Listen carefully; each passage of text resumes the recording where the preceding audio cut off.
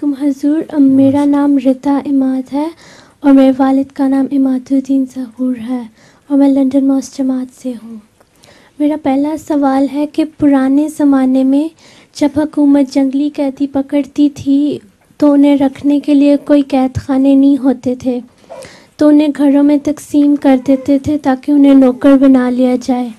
تو کیا وہ رہی ہے سمجھ نہیں آ رہی؟ پہلے زمانے میں وہ کہتی ہے کہ وہ جب جنگ میں لوگوں کو پکڑ لیتے تھے تو جیل خانے نہیں ہوتے تھے، تو جیل خانے نہیں ہوتے تھے تو وہ تقسیم کر دیتے تھے لوگوں کے گھروں میں۔ ٹھیک ہے، پھر تو کیا وہ گھر والوں کے لیے خطرناک نہیں ہوتے تھے؟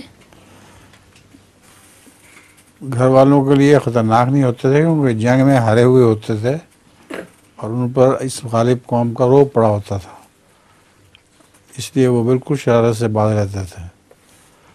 اور اگر کوئی شرارت کریں تو اس کی بڑی سخت سزا ملا کرتی تھی۔